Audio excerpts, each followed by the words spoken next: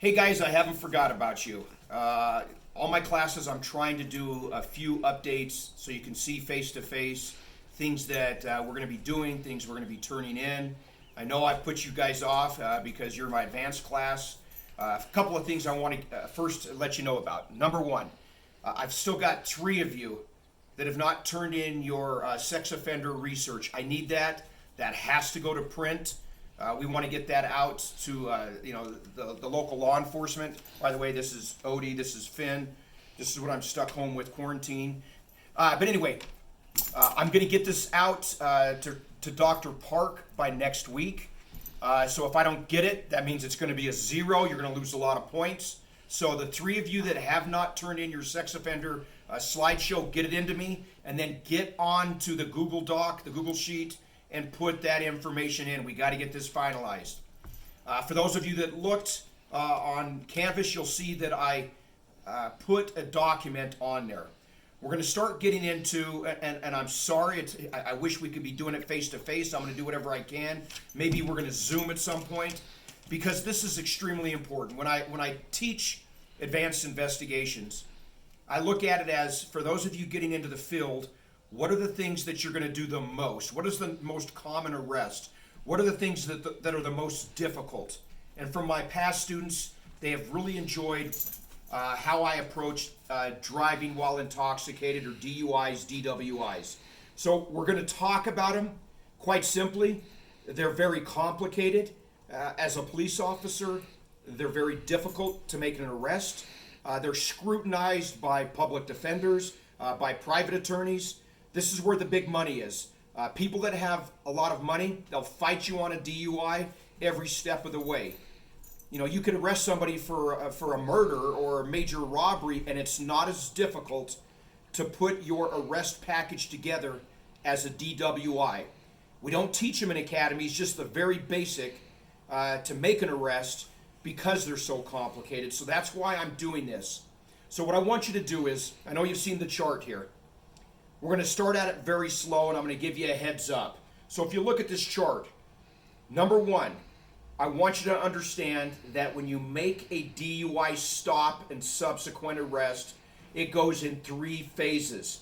Unlike everything else, this is a 3-phase arrest. If you screw up on phase 1, the arrest will be thrown out of court. You're going to lose the case. So the phases, we're going to go over them one at a time. First phase is the stop. That means you can't just stop a vehicle just because you think that they're driving drunk, or just because you're doing, you're doing any kind of racial profiling. We can't do that in this country. Stopping the vehicle is for one reason and one reason alone. They're driving erratic, driving behavior.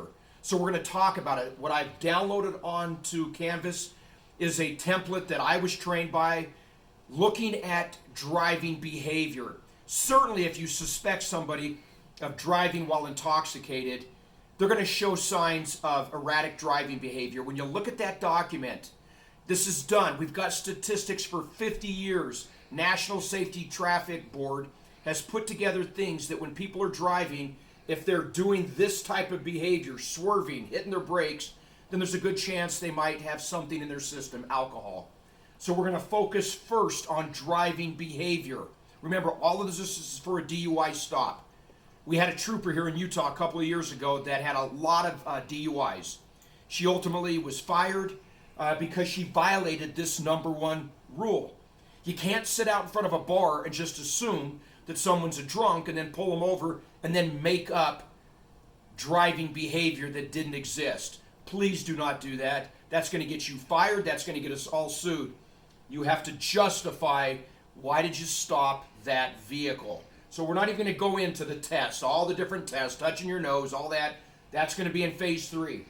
Phase 2 is, once you have a reason to pull them over because of erratic behavior, you have to then justify, why did you have my client get out of the car? Again, you're going to be scrutinized. You can't just walk up to a car and say, get the hell out of the car. You can't do that.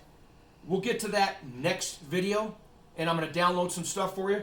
But right now I want you to read the document on, these are the behaviors that we're going to be looking at if we suspect somebody is driving while intoxicated or under the influence of some other drug. Keep in mind, the biggest group of people that get caught up in what we assume to be a DUI is old people. I can tell you in my career, when I pulled a car over that was swerving, just erratic behavior, I knew they were either drunk, stoned, high, or they were a senior citizen. So I'm trying to teach you how to be professional, do the job with integrity, read the document. If you have any questions, get a hold of me. I'll try and do a couple of these, especially when we get to the tests, so you can understand and see how we do the test. But for the 3 of you that haven't turned in your assignment, get it in. And we'll see you next time.